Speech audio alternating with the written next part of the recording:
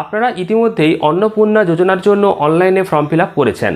আর অনেকেই একটা প্রশ্ন বারবার করছেন এবং কমেন্ট করে জানতে চাইছেন যে অন্নপূর্ণা যোজনাতে অনলাইনে আবেদন করার পর কোনো কাগজ কি বিডিও অফিসে গিয়ে জমা করতে হবে? যদি কাগজপত্র কিছু জমা না করি তাহলে কি টাকা অ্যাকাউন্টে আসবে না?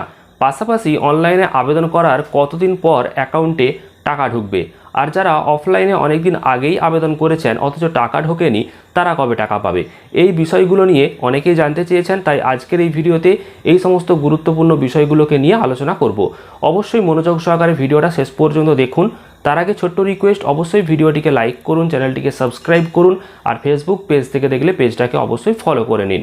তো প্রথমে জানাবো, আপনি অনলাইনে যদি আবেদন করে থাকেন সেক্ষেত্রে আপনাকে দেওয়া হবে অ্যাপ্লিকেশান আইডি এবং আপনার পরিবারের যে প্রধানের নাম সেই নামটা সেখানে লেখা থাকবে। তো অবশ্যই আপনি সেই বিষয়টাকে নিজের কাছে সযত্নে রাখুন। এছাড়া আপনাকে আর কোনো কাগজপত্র কোথাও জমা করতে হবে না। অ্যাপ্লিকেশান আইডি বলুন বা কোনো কাগজপত্র অর্থাৎ ডকুমেন্টস কোথাও জমা করতে হবে না, সেটা পঞ্চায়েতে হোক, পৌরসভাতে হোক বা বিডিও অফিসে হোক।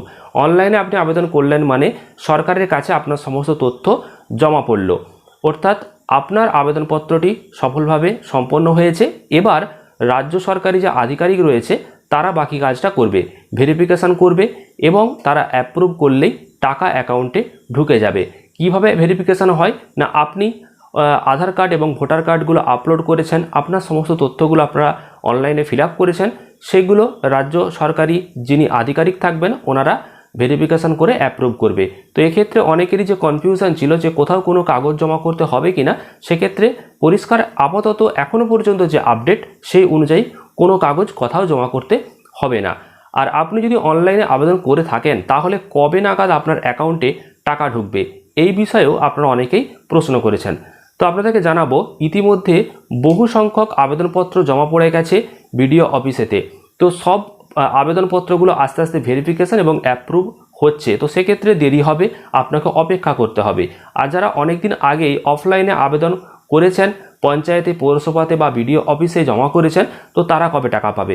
সেক্ষেত্রে আপনাকে জানাবো, আপনারা যেহেতু অফলাইনে ফর্ম জমা করেছেন, সেই ফর্মটা এখনও পর্যন্ত অফিসে পড়ে রয়েছে না এন্ট্রি হয়েছে সেটা আপনি বুঝতে পারবেন না। সেক্ষেত্রে আপনি অপেক্ষা করতে পারেন। নইলের সরকারি যে আপডেট, সেই আপডেট অনুযায়ী উঠে আসছে যে প্রত্যেককে অনলাইন করে দেওয়াটাই বেটার। যারা টাকা এখনও পর্যন্ত পাননি তাদের জন্য বলছি। তো আপনি যদি মনে করেন যে অনলাইনে আবেদন করবেন, সেক্ষেত্রেও আপনি অনলাইনে আবেদন করতে পারেন। সেক্ষেত্রে অসুবিধা কিছু হবে না, কারণ আপনি ধরুন অফলাইনে ফর্ম জমা করেছেন, এবার আপনি অনলাইনেও ফর্মটা সাবমিট করে দিলেন, অর্থাৎ অনলাইনে ফর্ম ফিল আপ করলেন। তো আপনার অফলাইনে দেওয়া ফর্মটা যখন ডাটা এন্ট্রি অপারেটর এন্ট্রি করবে, তার আগেই যদি আপনি অনলাইনে ফর্মটা ফিল আপ করে থাকেন তাহলে সেখানে দেখাবে যে এই ব্যক্তি ইতিমধ্যেই অনলাইনে তার নামটা সাবমিট করে দিয়েছে। তো তখন আর নতুন করে তারা এন্ট্রি করবে না এবং আপনার যে আবেদনপত্র অনলাইনে ইতিমধ্যেই জমা পড়েছে, তো সেটা ভেরিফিকেশান এবং অ্যাপ্রুভের যে পরবর্তী পর্যায়ে সেই পর্যায়ে চলে যাবে। তো আপনাদের যদি মনে হয় যে অনেক দিন আগে আপনারা অফলাইনে জমা করেছেন আবেদনপত্র কিন্তু এখনও টাকা পাচ্ছেন না, সেক্ষেত্রে আপনারা যদি একবার চান তো অবশ্যই অনলাইনে ফর্মটা ফিল আপ করে দিতে পারেন। আর কোথাও কোনো কাগজ আপনাকে জমা করতে হবে না। তবে এক্ষেত্রে একটা গুরুত্বপূর্ণ আপডেট উঠে এসেছে সূত্র মারফত, সেটা হচ্ছে যে যারা অনেক দিন আগে অফলাইনে আবেদন করেছে তারা অনেকেই ডকুমেন্টসে কিছু ভুল দিয়েছে, অর্থাৎ সবার সমস্ত ডকুমেন্টস তারা দেয়নি বা কিছু ডকুমেন্টস বাদ পড়ে গেছে। তো সেই ফর্মগুলোকে বর্তমানে এন্ট্রি করা হচ্ছে না। তাদেরকে একে একে যে ফর্মে দেওয়া ফোন নাম্বার, সেই ফোন নাম্বারে ফোন করে বলা হচ্ছে যে যাবতীয় এই ডকুমেন্টসগুলো নিয়ে সরকারি অফিসে যোগাযোগ করতে। সেটা পঞ্চায়েতে হতে পারে, বিডিও অফিসে হতে পারে বা পৌরসভাতে হতে পারে। তো এই খবরও সামনে এসেছে। তো যারা অনলাইনে ফিল আপ করেছেন তারা নিশ্চিন্তে থাকুন। তবে হ্যাঁ, অ্যাপ্লিকেশন আইডিটা অবশ্যই সযত্নের সাথে রাখুন।